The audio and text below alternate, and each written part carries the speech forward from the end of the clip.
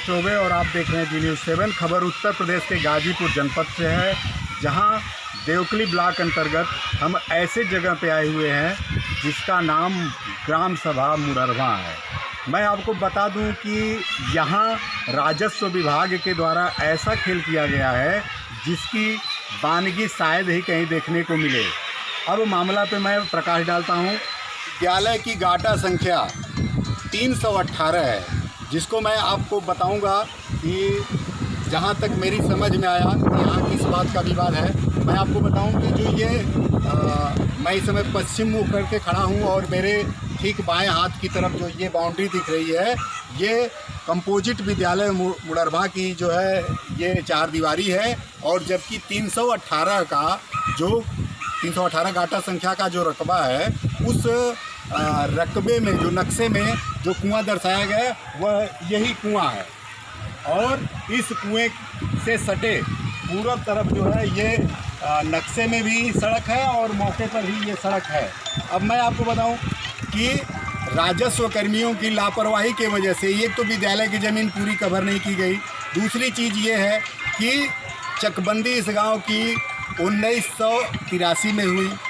हमें 52 कब हुआ ये पता नहीं, बट लोगों ने बताया कि उसके बाद गांव सभा में एक व्यक्ति हैं सीताराम पासवान जी, जिन्होंने धारा 28 के तहत एक प्रार्थना पत्र दिया और धारा 28 के तहत उनके प्रार्थना पत्र में नक्शे में संशोधन किया गया।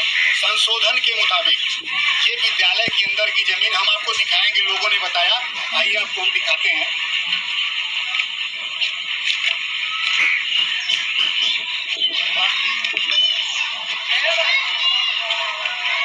तो हम इस समय कंपोजिट विद्यालय परिसर में हैं मुररवा के, और हमारे साथ हैं यहाँ के अध्यापक। सर, क्या नाम है आपका? हमारा नाम विजय प्रकाश सिंह चौहान, कंपोजिट विद्यालय मुररवा। तो कैमरे की तरफ देखते हुए बताएं कि जब पासवान जी ने पैमाइश कराई तो वो विद्यालय का कितना एरिया जो है उनके अंदर में है, वो निशानदेही कहाँ लगाई गई? जब इन्होंने पैमाइश किया, जजपाल कांडे जितने भी लोग आए थे जिले से, वो लोग हम जहाँ इस समय खड़े हैं, कैमरे से दिखाएं। इस समय जहाँ खड़े यहाँ तक उन्होंने अपना खूंटे को गाड़ा पूरा, वहाँ से लेकर के यहाँ तक अपने पूरे बता रहे कि पूरी ज़मीन मेरी है, जो कि स्कूल का ये ग्राउंड आज से नहीं बहुत पहले से। तो जैसा कि कैमरामैन दिखा रहे हैं कि लगभग जो एरिया है जहाँ पे हम लोग खड़े हैं वो उत्तर दिशा में जो बाउंड्री वाल से लगा हुआ जो है फूल है, एक पकड़ी का पेड़ है, नीम का पेड़ है। इधर जो है पश्चिम तरफ जो है दिव्यांग शौचालय है, और रसोई घर के उत्तर की एरिया जो जितनी है ये बन रही बाउंड्री से लेके और ये पकड़ी के पेड़ से पूर्वी हिस्सा को लेते हुए, तो इतनी ज़मीन जो है राजस्व कर्मियों ने पासवान जी के फेवर में पैमाइश करके दे दिया। अब समस्या ये होती है कि विद्यालय की ज़मीन पे, अब चूँकि बच्चे शोर मचा रहे हैं इसलिए हम लोग बाउंड्री से बाहर जाके बात करेंगे कि हम पुराने जगह पे आ गए जहाँ हम लोग कवर किए थे कुएं के पास में। अब नक्शे के मुताबिक ये जो गोबर रखा गया है ये भी जो है विद्यालय की ही ज़मीन में है। जैसा कि मास्टर साहब ने कहा कि पैमाइश के दौरान पासवान जी को विद्यालय ग्राउंड के अंदर तक राजस्व कर्मियों ने ज़मीन नाप के दे दी। अब सवाल यह उठता है कि क्या वह पैमाइश सही हुई? अगर वह पैमाइश सही थी, जब पासवान जी की ज़मीन जो है वहाँ तक चली गई, तो ये कुआं जो है बहुत ही पुराना है। तो 83 में ये कुआं जब दर्शाया गया और उस समय इस कुएं को समाप्त नहीं किया गया, तो ये पैमाइश कितने समय पहले हुई थी? मतलब ये पैमाइश 83 से पहले सर, 83 से पहले हुई थी नहीं, अभी जो तत्काल नापी हुई थी करीब आज 3 महीना हो चुका है। 3 महीना पहले पैमाइश हुई थी जी। 3 महीना पहले ऐसा क्या हुआ, ऐसा क्या हो गया कि पुराना नक्शा तोड़ के, जबकि चकाउट ज़मीन है विद्यालय के नाम से है, तो ऐसा क्या हुआ कि राजस्व कर्मियों ने 2 विभागों के बीच विवाद बढ़ा दिया।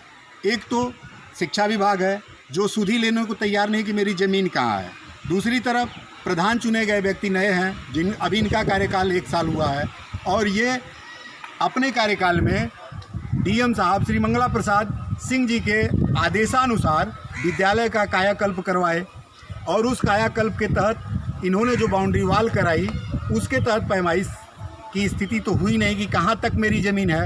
अब किसी न किन प्रकार किसी तरह से इन्होंने जो है चार दीवारी का निर्माण करवा दिया। इससे पूर्व प्रधान ने चार दीवारी गेट के उधर तक ही बनवाया था, इधर का उन्होंने नहीं बनवाया।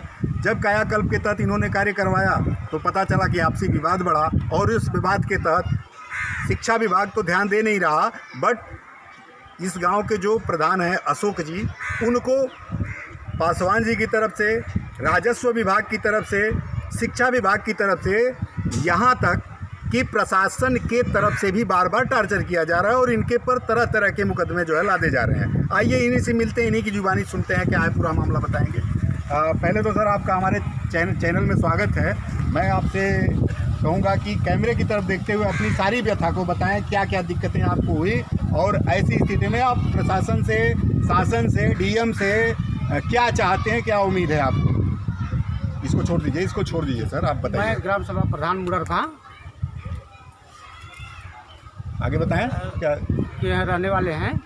मैं मुड़रभा के बाउंड्री वाल बनाया, जब से मैं पहली बार मैं प्रधान हुआ हूँ, बाउंड्री वाल मुड़रभा का बनाया, तब से मुझ पर इतना टार्चर हो रहा है। बार बार प्रशासन ने मुझे ST SC 76 तमाम प्रकार का प्रताड़ित किया जा रहा है। मैं स्वतंत्र नहीं हूँ, मैं बहुत दुखी हूँ इस कारण से, और बार बार मुझे टार्चर किया जा रहा है। इस संबंध में आपने प्रशासनिक अधिकारियों से आवेदन किया, कुछ मांग की कि भाई हमको दिक्कत हो रही है, इस पर आप हमारा मदद करें। किन किन अधिकारियों के यहाँ आप गए थे?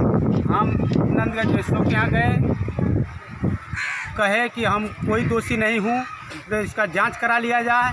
बार बार मैं सबसे कहा, यही एप्लीकेशन डाल रहा हूँ कि मुझे जांच करा ली जाए। मैं दोषी हूँ तो मुझे दोषी ठहराया जाए, या टीम गठित कर उस पर जांच की जाए। इस बाबत आपने डीएम साहब से कुछ कहा, आवेदन वगैरह किया? मैंने डीएम साहब के यहाँ तो नहीं आवेदन किया हूँ अभी तक। SDM साहब को आपने बताया? हाँ, SDM साहब को मैं कहे थे। तो SDM साहब को कौन सा एप्लीकेशन दिया, उसका उद्देश्य क्या रहा, क्या मांग चाहते थे, वहाँ से क्या रिलीफ चाहते थे? SDM साहब से मैंने SDM साहब से गए, SDM साहब ने तत्काल तहसीलदार महोदय को भेजे, लेकिन इस पर कोई निराकरण नहीं, कोई हमको रिलीफ नहीं मिला, कोई वो नहीं। DM साहब, तहसीलदार मैडम आए और नायब तहसीलदार आए, सब लोग आए, लेकिन कुछ इस पर हमको कहे नहीं, जांच कर चले गए। आपके यहाँ लेखपाल कौन है?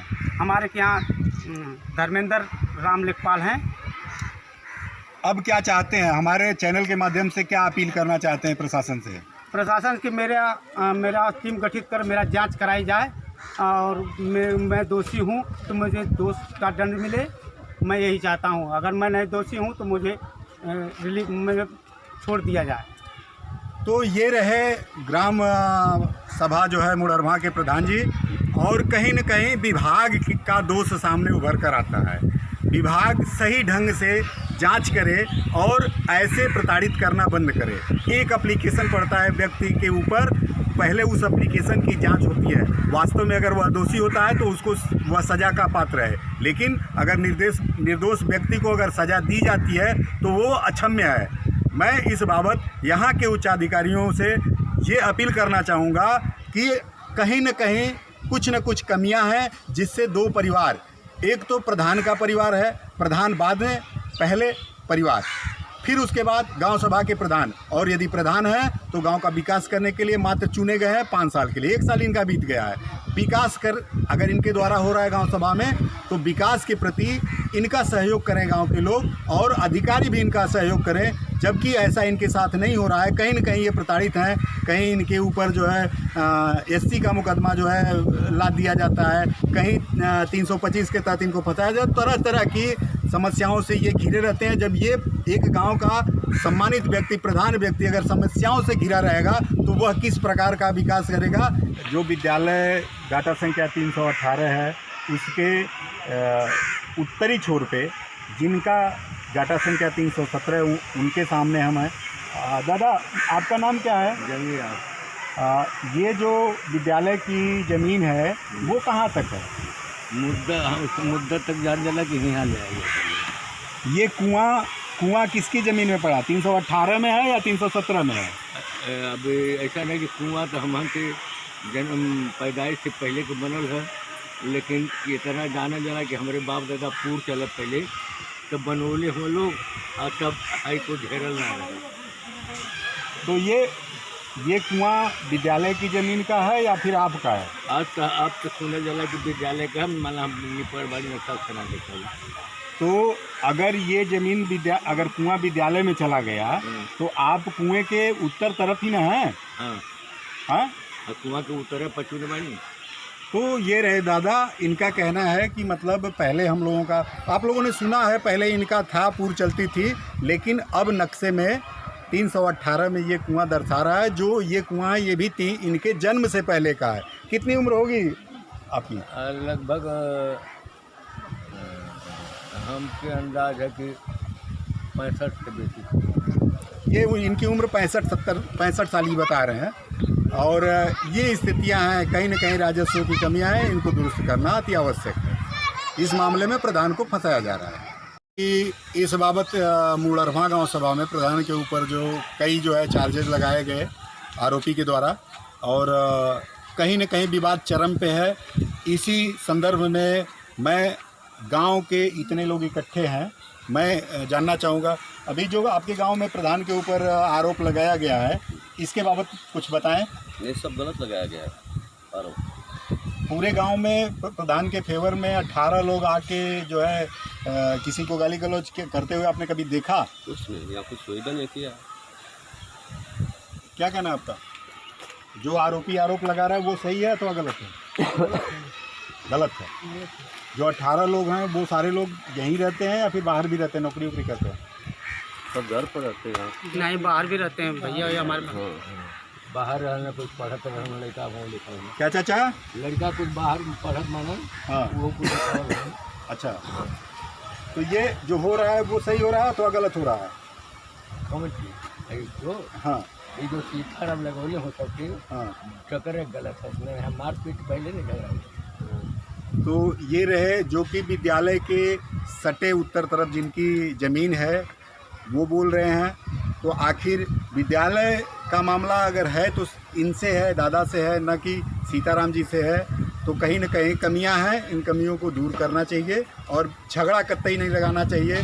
वास्तव में अगर राजस्व सही हो जाए तो हमारे भारत देश की लगभग 90% समस्याएं समाप्त हो जाएंगी।